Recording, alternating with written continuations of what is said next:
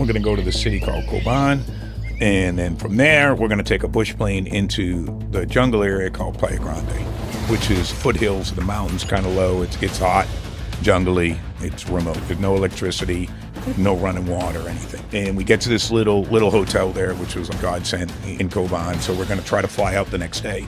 This is before like cell phones are widespread or anything. So Sure. like we're supposed to meet a guy out there to translate. So he just calls a phone in a village and tells him we're going to be there on this day. I go and I get there and the lady's like, this is my grandfather.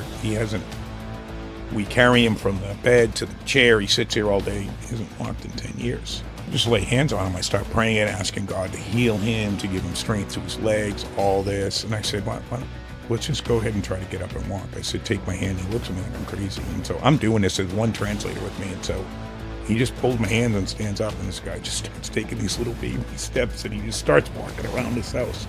And it's crazy.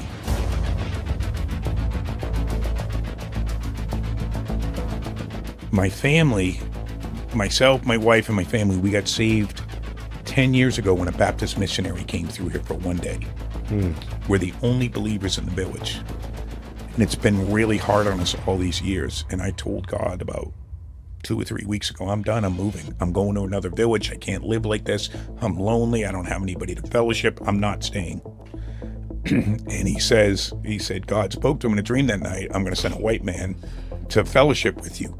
So when he saw me, he's like, this is the guy in my dream.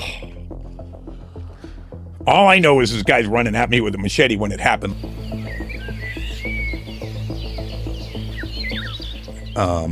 Do you believe that is kind of the catalyst for where you are even today in your prayer life is what you learned from him? Oh, 100%, 100%. Just showing me being committed to it. Like I remember just sometimes we'd pray all day and like I'd have nothing to pray. Like and that's when I learned that prayer was a discipline.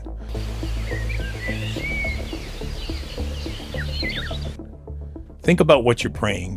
Is it going to align with who God is? Because if it doesn't align with who God is. How do you get to know who God is? Through the Bible. Oh, well, imagine that. So you have to dedicate your time to learning about God. You got to dedicate your time. You got to understand his characteristics and who he is. Then you can better pray what his desire would be. 100%. Well, it's right there in the Lord's Prayer. Let your will be done on earth as it is in heaven.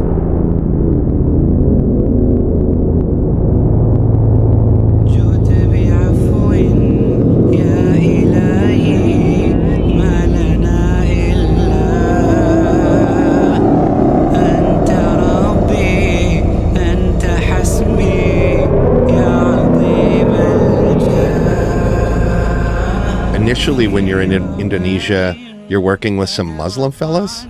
So one thing you'll notice is a lot of times God uses non-believers to help believers. Sure. And so when we were in this neighborhood, there was one family that just like adopted us from the beginning. A place called Kampung Lalang. Now the word Kampung means ghetto, but it's not that bad, but it's bad too. And so we were like their pets because they had never had an expat or a white expat ever live in there.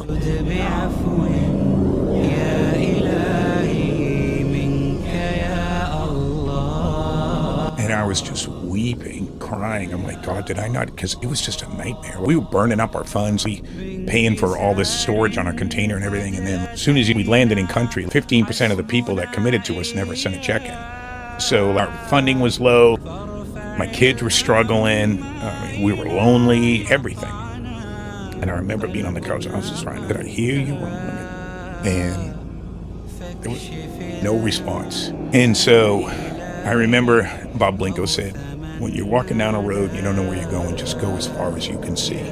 Just focus on it. Don't try to see everywhere. And I do really believe this is the problem in America that people don't have, is you've got to have spiritual stubbornness. And spiritual stubbornness is when you decide you're on a path that God wants you on and you're not going to buy from it.